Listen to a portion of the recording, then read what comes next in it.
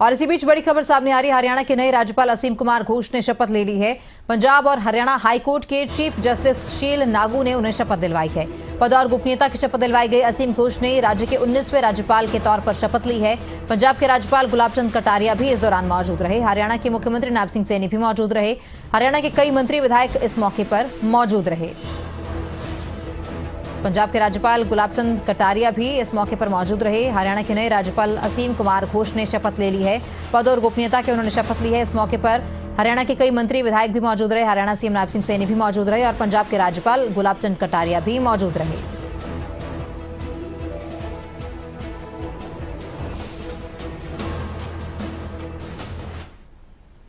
तो इसी मौके पर बीजेपी के प्रदेश अध्यक्ष मोहनलाल कौशिक की ओर से क्या कुछ कहा गया, आपको सुनवाते हैं।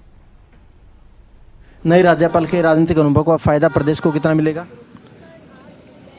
नए राज्यपाल आज जो असीम कुमार घोष जी जो हरियाणा के माननीय गवर्नर बने हैं, इनको राजनीतिक रूप से भी और प्रदेश में विकास के काम के भी बहुत सहयोग मिलेगा, उसका अनुभव मिलेगा और उसका लाभ हरियाणा प्रदेश को मिलेगा। सरकार और राजभवन बेहतर सामंजस्य रहेगा दोनों के बीच में?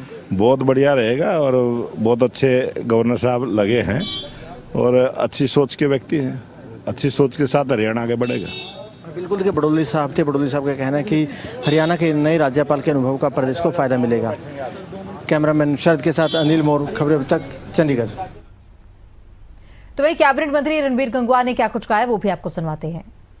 हरियाणा के नए राज्यपाल ने ओथ ले ली है। कैबिनेट मंत्री गंगवा साहब हमारे साथ मौजूद है। गंगवा साहब, हरियाणा को नए राज्यपाल मिल चुके हैं। असीम कुमार घोष साहब का जो राजनीतिक तजुर्बा है वो हरियाणा के कितने काम आएगा?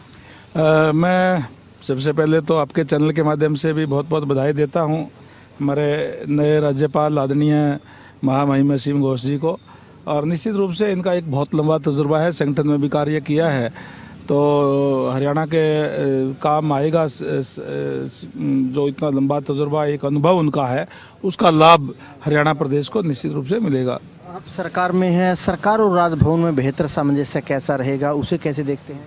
क्योंकि दोनों के बीच में एक सामंजस्य होना काफ़ी ज़रूरी होता है। हाँ, बिल्कुल आपने ठीक कहा।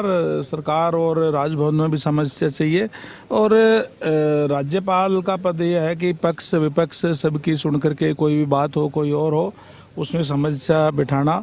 और मैं समझता हूँ कि जो इतना लंबा अनुभव महामहिम असीम घोष जी का है, उसका लाभ हमें मिलेगा और अच्छा सामंजस्य और उनके गाइडेंस के अंदर अच्छी तरीके से सारे सिस्टम चलेगा।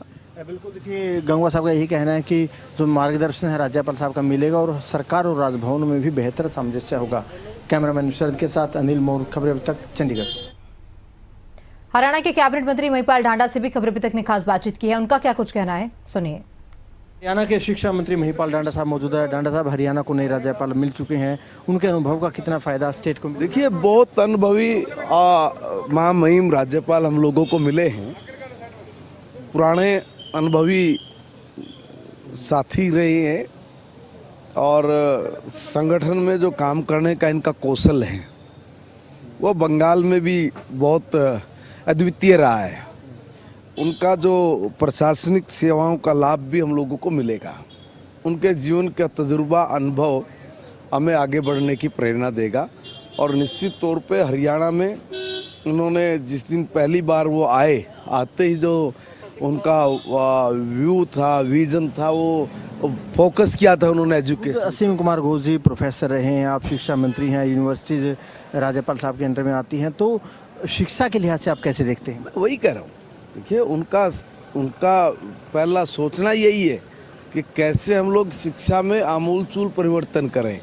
उनके जीवन का तजुर्बा, लाभ हम लोगों को निश्चित तौर पे मिलेगा और राजनीति का अनुभव उनका और सोशल अनुभव और उनके जीवन के वो पल जिसमें उन्होंने एजुकेशन के अंतर्गत जो जिए हैं, जो पल उन्होंने एजुकेशन को बंगाल में दिए हैं, उसका लाभ हरियाणा को भी निश्चित तौर पे पक्का मिलेगा। आखिरी सवाल मेरा थोड़ा दूसरा है। रणदीप सुरजेवाला ने कल प्रेस कॉन्फ्रेंस की, कानून व्यवस्था के मुद्दे पर विपक्ष सरकार को घेर रहा है। आपको क्या लगता है कि प्रदेश में फिलहाल कानून व्यवस्था पहले के मुकाबले कितनी बेहतर है?